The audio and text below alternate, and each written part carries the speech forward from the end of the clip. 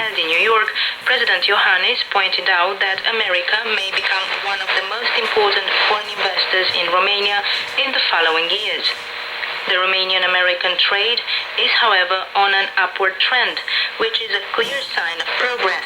But in order to fully capitalize on all economic opportunities, the obstacles in the way of free trade and effective investment must first be removed. Another important thing is to win back the investors' trust, which can be done only by improving the institutional quality of the Romanian business environment. That involves protecting property, reducing bureaucracy, rendering public administration more efficient, and fighting corruption. Besides discussing about the bilateral economic ties, President Klaus Iohannis and Vice President Joe Biden also approached the topic of corruption in Romania. Topical international issues, particularly the situation in the Republic of Moldova and the refugee crisis in Europe, were also tackled. At the conclusion of the meeting, President Iohannis said, Vicepreședintele Biden și-a exprimat mulțumirea față de mersul lucrurilor în domeniul combaterii corupției. Vice President Biden has voiced satisfaction at the progress made in the fight against corruption and has expressed confidence that efforts will further be made in this respect. We have jointly assessed several questions related to security, Romania's security in particular, given that we are close to a crisis area. According to the Romanian presidency, U.S. Vice President Joe Biden said he would have direct communication with President Iohannis by phone conversations or through Romania's new ambassador to Washington, George Mayor.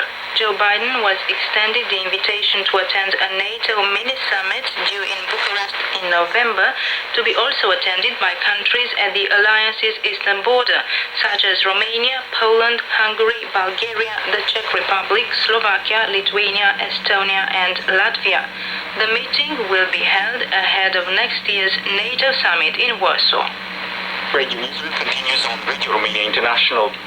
The Victor Ponta cabinet faced a new no-confidence vote in Parliament on Tuesday, but predictably the motion failed, which means the government of Romania is to continue its term. Ana Maria Popescu has more in a report by Corina Cristea.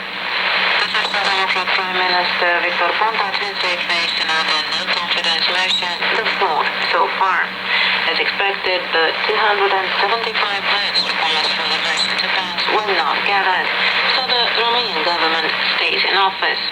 The argument put forth by the main party in opposition, the National Liberal Party, had to do with the Prime Minister's legal problems.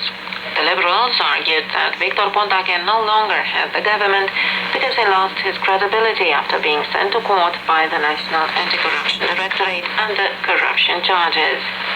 Forgery of private documents, accessory to tax evasion, and money laundering are the charges brought against him in a case involving legal assistance contracts signed by the Turceni and Rovinar power companies in the south of the country. In Parliament, Alina Gorghiu, the co-president of the National Liberal Party in opposition, said before the vote that Victor Ponta was a prime minister who could no longer represent Romania with dignity. Victor Ponta va pleca mai devreme sau mai târziu. Victor Ponta will leave his seat sooner or later, and by the time local elections are held, we will have a new prime minister, because you will not be able to protect him forever. Eventually, you will have to release him from office. But my colleagues and I call on you to do it now, to do it today, while the wounds he has caused can still be repaired.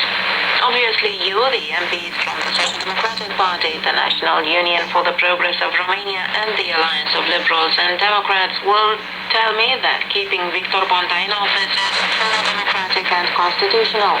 It is. But it is also deeply immoral and completely unfair, said Alina Gorghiu. Ponta has repeatedly dismissed the accusations and has turned down President Klaus Iohannis and the Liberal opposition's calls for his resignation. On Tuesday, he told Parliament that he did not see this as a no-confidence motion because he was not criticized for the activity of his cabinet. He said that the national economy was growing and Romania was a source of stability in the region. Eram pregătit pentru o moțiune de cenzură cu cifre, I was prepared for a no-confidence motion with figures, economic data, social and legislative measures. But given that the opposition has nothing critical about the government,